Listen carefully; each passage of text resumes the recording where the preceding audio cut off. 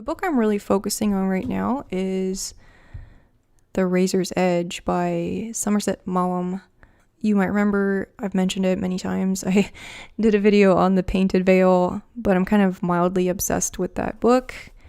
This one, by the same author, tells the story of Larry Darrell, an attractive and enigmatic American who forsakes the comforts of bourgeois society to live a life dedicated to the pursuit of truth and meaning. That's kind of vague. Basically, there's this young man who comes back from the war after the First World War, and he's seen some pretty disturbing scenarios there that he can't really talk about to anybody. And he's engaged to this beautiful Isabel. When he comes back, his fiancée and him are on completely different wavelengths. He is on this newly found spiritual journey in the search for truth, and she just wants to get married and have a family and just build the kind of life that she sees around her in her friends, and it's like the American dream, if you will, except from a female perspective, or a female perspective. So you can imagine that causes a lot of conflict in their relationship. They're still very much, attracted to each other and in love, but Larry does not want to become tied down to a specific job. He doesn't want to, just get into the daily grind with all the other guys in an office and eke out his living. He's a reader and a dreamer, and he wants to find ultimate truth. But this is the book I'm focusing on, The Razor's Edge, a book that's been compared to The Great Gatsby.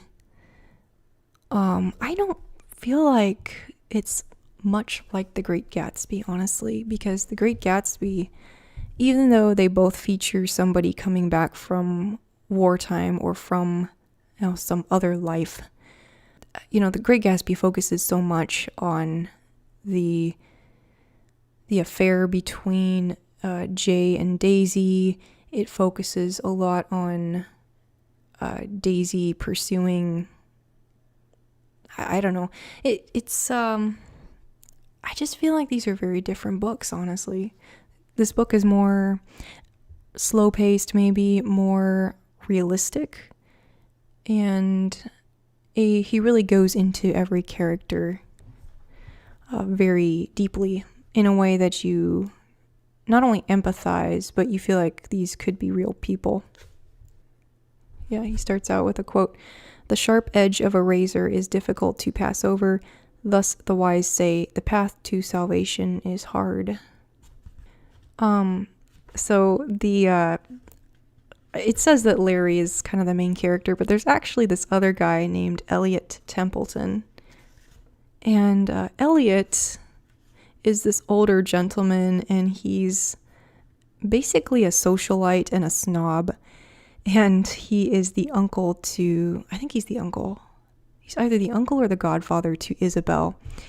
And he really believes in, living the good life, right? And mingling with the aristocracy and wearing the best clothes and just being very high fashion, high society.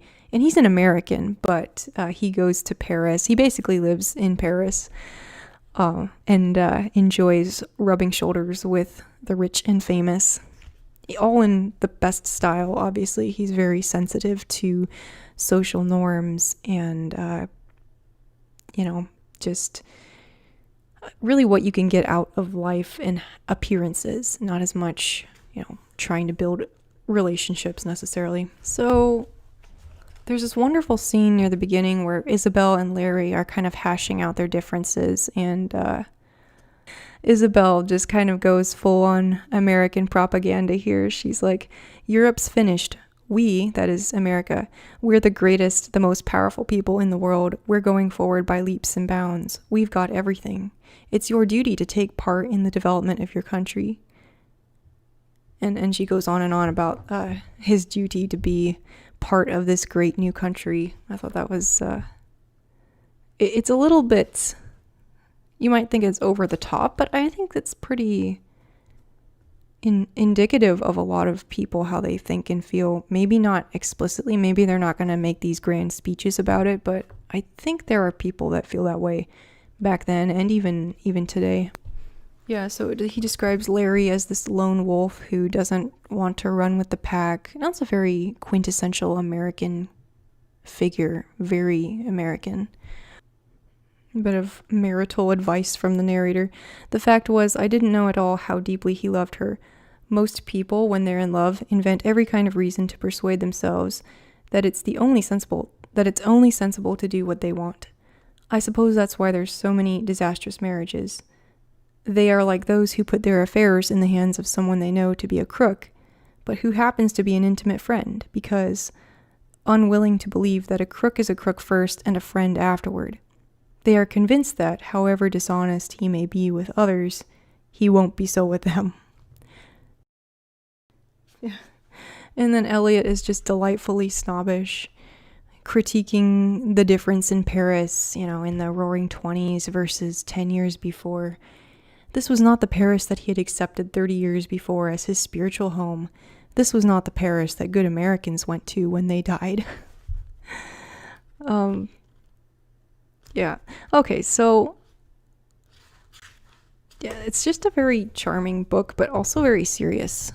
Surprisingly serious and deep. It's somewhere between Wodehouse and Fitzgerald. Like, it's not as serious and dire as Fitzgerald, but it's not quite as lighthearted as Wodehouse.